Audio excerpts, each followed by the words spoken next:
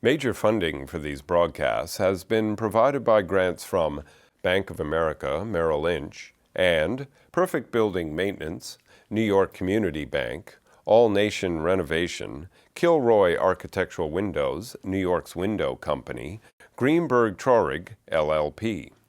Additional funding has been provided by grants from AVR Realty Company, LLC, Beechwood Organization, Briarwood Organization, Capital One Bank, C.B. Richard Ellis, Cushman & Wakefield, the Dime Savings Bank of Williamsburg, Hal Fettner, Durst Fettner Residential, Stephen Napolitano, First American Title Insurance Company, Friedman, LLP, Gemini Real Estate Advisors, LLC, Genova, Burns and Gian Tomasi, GRUBB and ELLIS, Investors Savings Bank, Jack Jaffa and Associates Real Estate Consultants, James D. Kuhn Real Estate Institute at Syracuse University, Madison Realty Capital, Markham LLP, Marcus Millichap Real Estate Investment Services, Margolin Weiner and Evans LLP, Massey KNAKAL Realty Services, M&T Bank, Meridian Capital Group, Moynihan Group, Newmark Knight Frank, Orphanides and Associates, Sterling and Sterling, Urban American, the WITKOFF Group.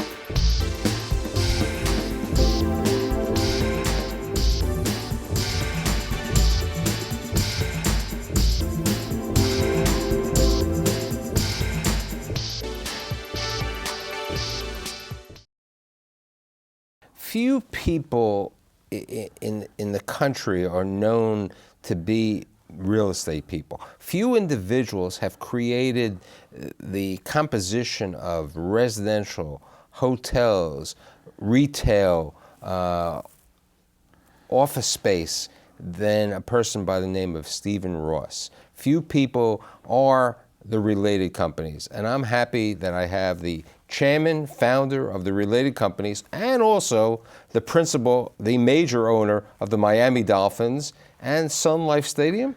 Sun Life Stadium. Sun Life Stadium, Steve Ross today. So Steve, you know, you were born in Detroit, Michigan, and yes. Your parents, you moved to Florida. Your grandfather had a hotel in South Beach? Well, no, it was really in Collins Avenue, which is around 63rd Street. And he'd gotten sick, and my father, I guess, some of his inventions didn't really pan out. And so the family moved there to really kind of help my grandfather out. Now, what was interesting is you said you worked there, but you also worked at the Fontainebleau because you wanted to meet people with money, right? Well, I mean, I worked at the Fontainebleau because I wanted to make money. And at that point, it was the hottest hotel and probably the most expensive hotel. So while I was going to high school in Miami Beach, I'd work as a beach boy after school. And also, because it relates to football, you also played high school football? Played high school football. You played high school football, right. Which is, you know, what happens later on. Couldn't play pro football today, but you played high school. Now, you said you were not the best student. People wouldn't believe that, you know, Steve Ross, the Ross School at the University of Michigan, was not the greatest student in high school. Well, I guess when I moved to Miami Beach from Detroit, the transition was so great, and it was like a different world to me, and I kind of rebelled. And I guess it was, my grades kind of, you know, were affected by it, and I wasn't exactly what you call a great student, but I always wanted to go to the University of Michigan. So you started at Florida State? University of Florida. University of Florida. You were there for what, 2 years, you said? 2 years. They had to accept you if you had grades above a certain score in the statewide exams. So I was there. They flunked out 2/3 of the freshman class. But fortunately, I did very well, and I was able to transfer to the University of Michigan. And then you go to Ann Arbor. Right. And you spend there, and then you graduate with a BBA from Correct. the University of Michigan, and you go to Wayne State University for law degree. For a law degree, right. And then you decided that you really want to come to the Big Apple. I mean, New York is New York, as you've lived most of your life here now. And you come here to go to New York University for a master's in taxation. Right. I guess I came home to a place I'd never been. And I guess that's how it really ended up being in my life. So now the kid goes back to Detroit, goes to one, at that time, because for our older group, they'll remember there was something called the Big Eight. Now it's the big, now there are 4 accounting firms left. And you went to Libran Ross Montgomery. Right. And so this young guy who's a tax attorney, because over there, goes to work with these other 22 tax attorneys, right? Right. And what are you doing over there? Well, I mean, I didn't really know what I wanted to do when I graduated. I had no idea. It was a very progressive place, and doing things that I think most firms didn't do in New York, and I was very encouraged to go there because we really had like almost a nationwide practice. And I had some real estate clients, and I kind of took to real estate. And when the clients started looking for me for how I would do things, and they were being very successful doing it, I said, why don't I try and do something myself? Now, you told me when we got together, it was the date that Bobby Kennedy was shot, and you were talking to the people in the office that you wanted to go to a seminar, and something happened, right? No, one of the partners walked in the night before Bobby Kennedy was shot, and being depressed, you never know when your life could be over. And he asked me to go to New York for a seminar on foreign taxes. And just out of my mouth, the words came, I think I want to go back to New York for good. And I said, as a matter of fact, I am, and I quit. And that's how I kind of ended up moving to New York. So you come back to New York, and you get a job in the real estate investment banking, at that time, who knows what it was, of the small firm called Laird. Right. And what do you do with Laird and Company? Well, it was a firm that was a little bit ahead of its time. It was backed by the DuPonts, and that I was in the real estate, which was Laird Properties. And once I got there, I found out they had no money. So it's a question: what do you do things, wanting to be a real estate developer when you have no money? So I looked at putting together types of entities and using the capabilities that Laird had, the investment banking, of raising money for these type of entities as opposed to developing. And they attempted to do some developments, and so I saw what New York was about. They assembled a site at where the Sony building is today with Stanley Stahl.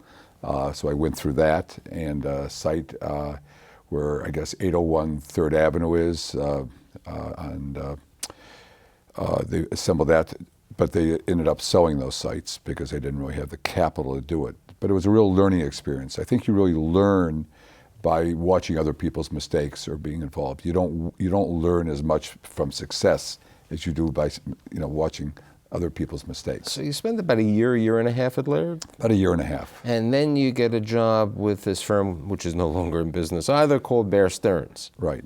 And I had a friend that was there, and he told them some of these deals that I was putting together. So I went there. And because I went through a whole interviewing process when I moved to New York, and so within, say, 15 months, I'm back at another firm, though that was the only firm I really interviewed at that time. And I guess as we talked, I ended up getting fired from there. And I guess that was the start of But it was good. It was a good situation because being fired, you wanted to be an entrepreneur. By now, you knew you truly wanted to be an entrepreneur. Well, I didn't really tell you got to look at yourself at something like that and kind of examine yourself and understand your strengths and weaknesses and where the opportunities in the world are. And I said, I didn't have the stomach to go back and interview again, go through that process. And I said, what are my strengths and weaknesses, and where can I do well? And I kind of wrote a game plan. Right, you said you wrote a business plan. It's 1972, right? In 1971, yeah.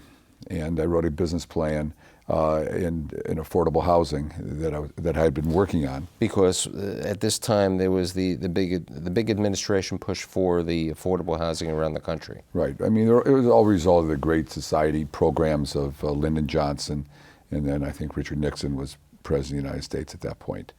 And and then putting together a real estate company, knowing then I probably saw where you could really make the most amount of money, if you will.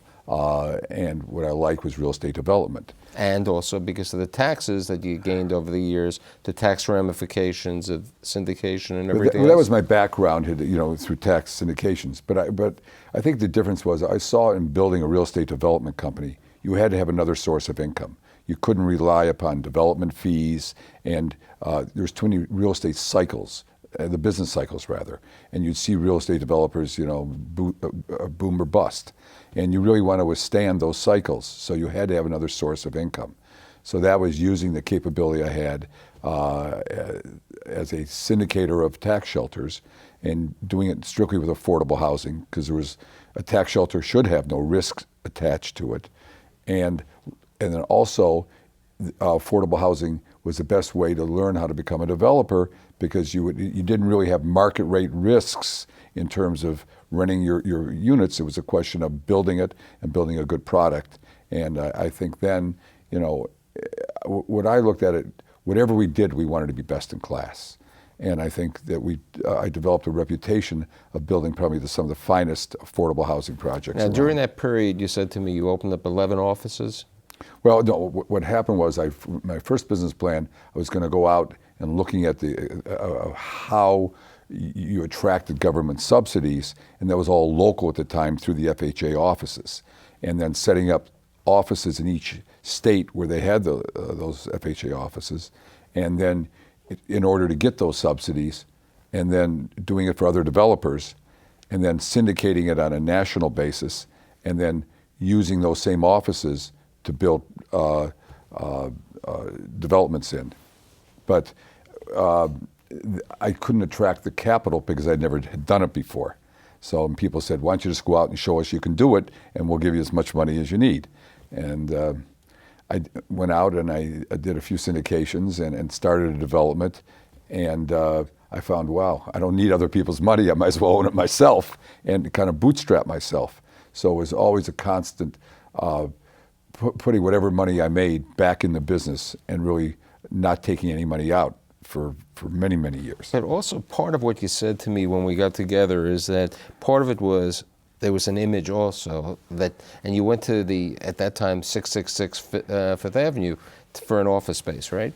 Well, I mean, I think people want to feel comfortable with the people they're doing, and they want to do business with people who they feel are successful.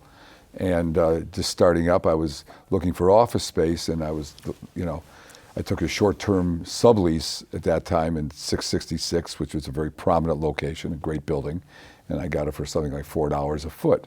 And that it was probably only an 18-month lease, but at the same time, kind of established myself. I was able to get some deals done, and from there, I got very lucky. And over an 8-year period, you had really developed a large number of affordable units all around the country. Well, they started up after I started. They had the Section 8 program, and when that came out, I said, "Hey, this is terrific," from a developer's standpoint. And so that I kind of built up a staff that had the capability of developing those type of projects. And I think between 1972 and 1980, we did something like 5,000 units. So it's 1980, and the kid from Michigan gets an opportunity because there's an entity called Cadillac Fairview from Montreal or Toronto, which was owned by Edgar Brofman at that time, and you get approved for this property called Riverwalk. 5 buildings, large project, 14th Street to 23rd Street on the East River, right near Stuyvesant Town. Right. And that was a great learning experience, especially for the future learning of Time Warner Center and a variety of other projects. Let's talk a little bit about that. Well, the city had an RFP out for the land from 16th to 24th Street. And we put a proposal in, as many of the major developers in New York. It was a mixed-use project. At that time, I think it was somewhere around $300 to $400 million project, which was very large at that point. And having participated in Miami Beach in a project called South Shore, where we were selected to be the developer of affordable housing out of a large planned project, and working with a master developer and dealing with him, I said, and I having dealt with him, I said, if he can do it, I certainly could do it. And so when they had this RFP, we put together a plan, and I was fortunate enough to be introduced to the people at Cadillac Fairview, and we showed them a model and what our plans were, told them about who we were, and the chairman and president of the company came in to our offices. We gave them a presentation, and there they said, we'd like to go forward with you. I mean, that was one of those events that you remember that really changed, what I was doing at that point. We put a proposal in, and we beat out every major developer on the front page of the New York Times, and who was related, Certainly we won it because we had Cadillac Fairview, and they were the largest developer in North America at that point in time. So that kind of, we changed our brochure, we changed kind of our strategy a little bit, and it led to a lot of other new business. Right, and one of the things that it also led to was the center of purchase. Right, well then I got a phone call the following week from the president of Manhattanville College, and asked us if we'd be interested in developing this piece of land they had for an office park, and because there was an interchange that was going to be built there. And did a little homework, and people said, well, it's never going to be built. But I told them that. They said, that's not true. So I went up to Albany, met with the Department of Transportation, found out that the interchange was funded. We made a deal, and we ended up with, that was originally 600,000 square foot office park. Never having built one before, but I felt that, with that type of location, I would get financing. And so it was all based on, what people thought you were. It wasn't really reality. And that's got me into the office building. We then bought the site next door that was controlled by New York Telephone for a conference center, and they relinquished that when they merged with another company. And so we ended up with about 800,000 square feet that we developed very successfully. Now, you also were one of the visionaries in Battery Park City. Yes, when Battery Park City was getting started, there had been one building there that was developed by Lefrak, and then they had given out some of the other sites, and I think probably a lot of them were probably given out for political reasons.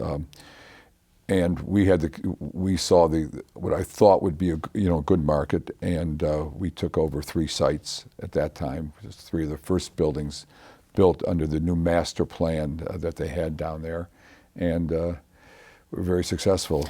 And simultaneously, at that time, you also took over 625 Madison Avenue. You reclad the building. That was quite a few years later. I think one was I guess it was around 84 that we took over the Battery Park City sites, and we were doing another large development that we took over at 93rd and 3rd, what's now known as Carnegie Park. Another developer had won that in RFP, couldn't get it started. We stepped in and took that project over. And probably about a couple years later, 625 became available, and we put a new skin on that building. Right, but the interesting thing is why I bring up 625 is because when you were at 625, you were looking, you were looking west, and you saw the old Coliseum, and that was a great opportunity. And tell us the story about the Time Warner Center. Sure. Our offices were on the 9th floor at 625. We had rehabbed that building. It was the Revlon building, and I would stare down Central Park South and looking at the Coliseum and looking at it and say, what a great site, and it was totally underutilized. And I guess in the early 90s, knowing that Boston Properties had the site, but they weren't going anywhere, and New York was really suffering some very severe economic problems. And we had, in our retail division, had been doing a lot of Kmarts and got to know the people at Kmart quite well. We came up with an idea of putting Kmart and all their subsidiaries in there, and they were going to net lease the building, which would have been jobs for New York. It would have been a short-term lease, and it would have been their way of showcasing in New York all their products, because they weren't here at the time. And that got a lot of press, and it made me a lot more familiar with the site. At the last minute, though we thought we had a deal, it was turned down because there was a lot of pressure. How can you put Kmart at Columbus Circle? But then we followed the site, and when you sit and you look at something, and you're a real estate developer, and you see, hey, this is the best site in New York, you kind of wonder what you could do there. So when they did have an RFP, we certainly were one of the bidders on that. I guess after the first round, we went to Time Warner, I think is what you're referring to. And I had an appointment set up with Dick Parsons, who was the president at that time. Jerry Levin was the CEO. And I got somebody to I had known Dick, but I didn't know if he'd really take a meeting knowing what the subject was. And I wanted to really kind of like surprise him. So I got a meeting with him without him knowing what it was about, took some boards, and I sat down. He said, what are you here for? I told him, Time Warner. He said, everybody had been here before. And I said to him, we have space all over the city. And I said, Dick, this isn't about space. This is really about showcasing your company. Look what's going on today with all the media companies. You're the largest media company in the world, and everybody thinks you're part of NBC at Rockefeller Center in this nondescript building. So he thought about it. We showed him some renderings, what it could be, and he said to me then, he just turned to me and said, I'll give you an answer in 10 days. I'll have board approval in 60 days. I mean, it was one of those great meetings, involved, and I think because of that, we subsequently won the bid to develop what is now Time Warner Center. Which is 2.8 million square feet and everything. Right, I mean, certainly, it was a very challenging building. I'd never had built anything quite like that. I mean, we had grown as a company to probably being the largest. I have to go back because I failed to go back. In the 1990s, we had some difficult times, and I think there was a really major thing that changed the related companies or related housing, whatever it was. During the difficult times, you were thinking of becoming a REIT. You were going to be a residential REIT in 1992 and 1993.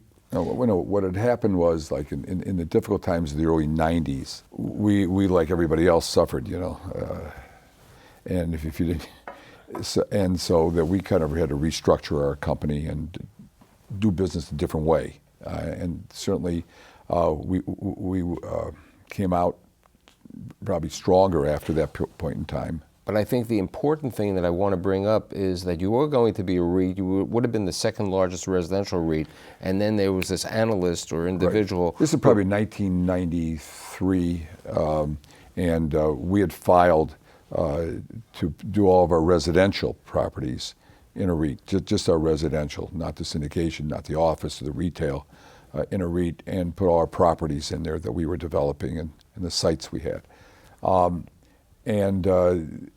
5 days after we filed, we'd spent about $5 million in doing the registration statement.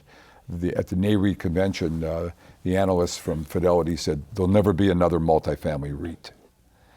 And fortunately, there never was another multifamily REIT. And after that, investment bankers told us, you probably wouldn't get your IPO off for some time.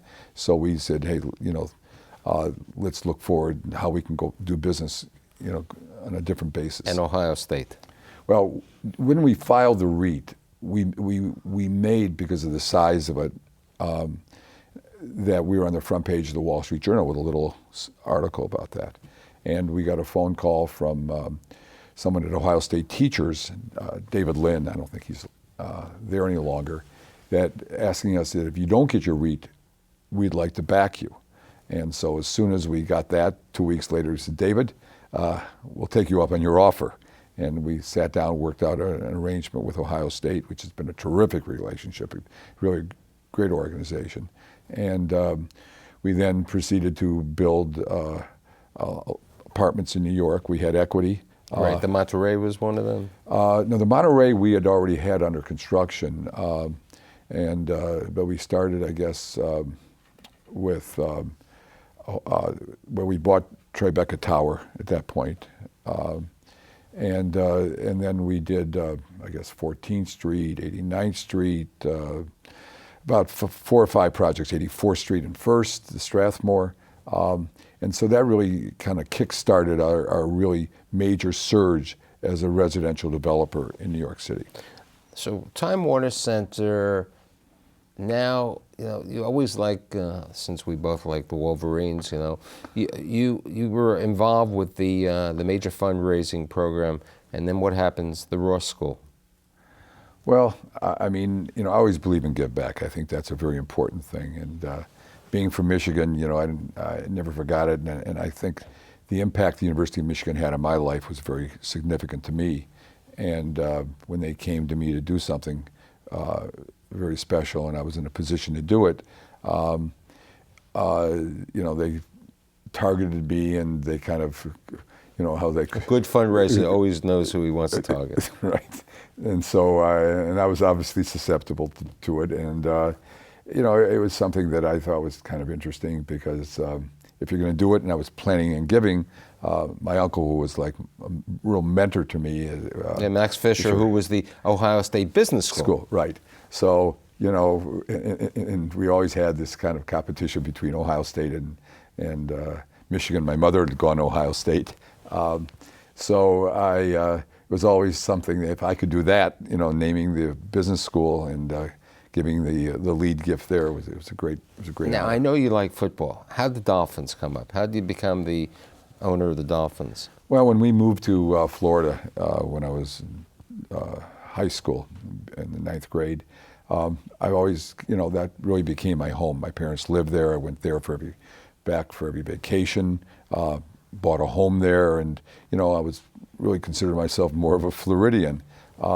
So, and having a love for football, and I guess like every kid, you always dream of owning a team. And when I got a phone call from the NFL asking if I'd be interested, because I was the underbidder on the New York Jets earlier when Woody bought it. So I kind of jumped at the opportunity, and it's been a real different type of challenge, but it's been fun. And it's interesting. Since you were the underbidder on the Jets, at least you won out from Woody to build the Hudson Yards, and that's going to be the next crowning achievement, Los Angeles and the Hudson Yards. Well, I would have really liked to have seen the stadium built on the west side, to be very honest with you. I was very involved with the Olympic committee that we had here, led by Dan Doctoroff, and really pushed to have the stadium there. I thought it was important for New York, and it would have been great. But when that was no longer, a possibility, and when the Hudson Yards became available, after you built Time Warner Center and were involved, you like really getting involved in these transformational type projects. And certainly that will be one, and it's something that I look forward to really developing, and I think it'll surprise a lot of people. So, Stephen, I'd say from the kid from Detroit, you've not only been a builder of New York, you've been a builder of the world. Thanks for being here today. It's been a real pleasure, Mike. Thank you for having me.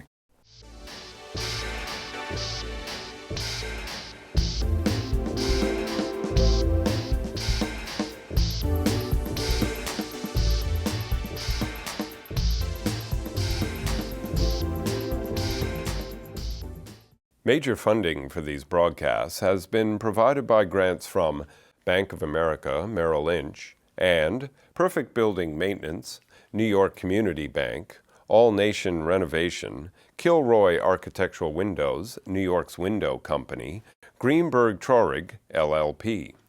Additional funding has been provided by grants from AVR Realty Company, LLC, Beechwood Organization, Briarwood Organization, Capital One Bank, C.B. Richard Ellis, Cushman & Wakefield, the Dime Savings Bank of Williamsburg, Hal Fettner, Durst Fettner Residential, Stephen Napolitano, First American Title Insurance Company, Friedman, LLP, Gemini Real Estate Advisors, LLC, Genova, Burns & Giantomasi, GRUBB and ELLIS, Investors Savings Bank, Jack Jaffa and Associates Real Estate Consultants, James D. Kuhn Real Estate Institute at Syracuse University, Madison Realty Capital, Markham LLP, Marcus Millichap Real Estate Investment Services, Margolin Weiner and Evans LLP, Massey KNAKAL Realty Services, M&T Bank, Meridian Capital Group,